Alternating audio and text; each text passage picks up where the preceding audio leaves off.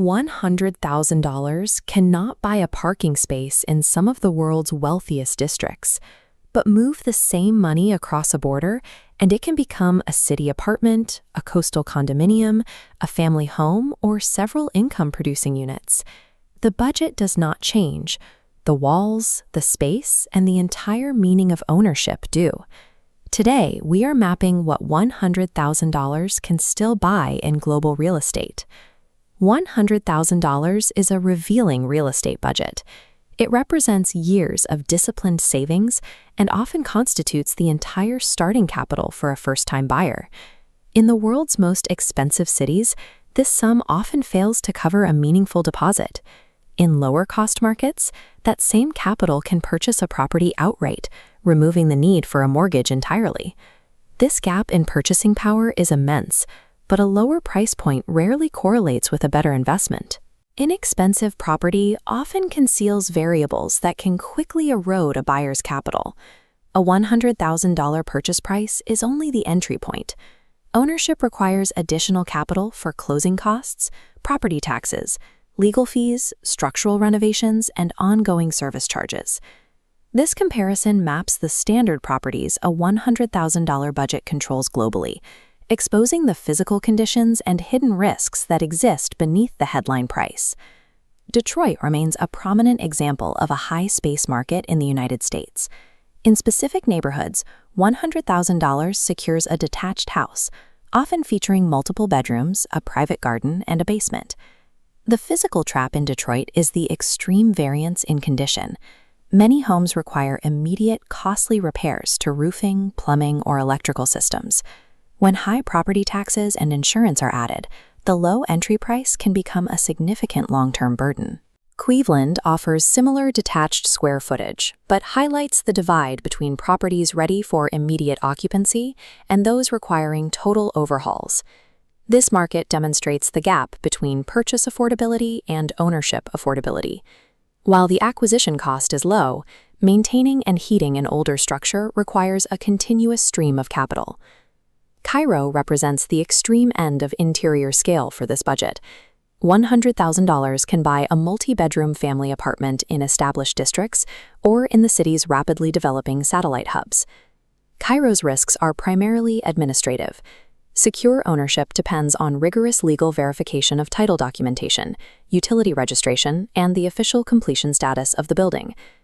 Maximizing physical square footage generally forces the buyer to assume either structural decay or significant legal complexity. Batumi illustrates a high-supply coastal market, where $100,000 can secure a modern one-bedroom unit, or, in certain projects, multiple investor studios with sea views. The trap in Batumi is the sheer volume of investor-focused inventory. High supply, coupled with seasonal rental demand, places a heavy premium on professional building management to ensure any long-term viability. Tbilisi once offered extreme bargains, but rising international demand has altered the market. $100,000 now buys a modest one- or two-bedroom apartment, depending on its distance from the historic center. Buyers in Tbilisi must now prioritize construction quality and infrastructure over pure location, as the market is no longer an undiscovered value play.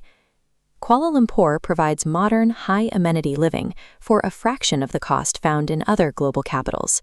Condominiums here often include gyms, pools, and 24-hour security as standard features.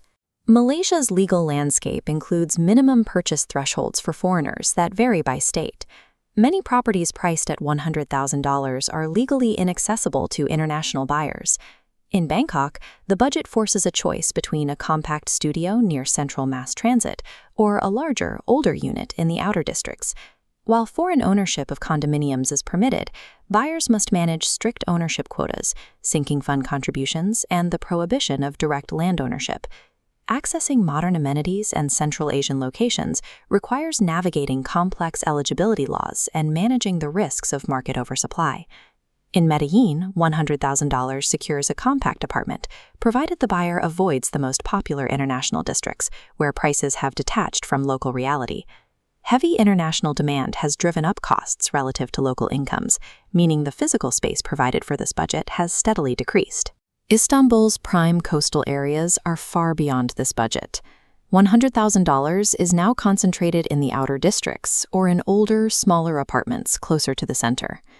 Istanbul presents a dual challenge: the physical necessity of earthquake resilience in older buildings and the financial volatility of construction costs in a high-inflation environment.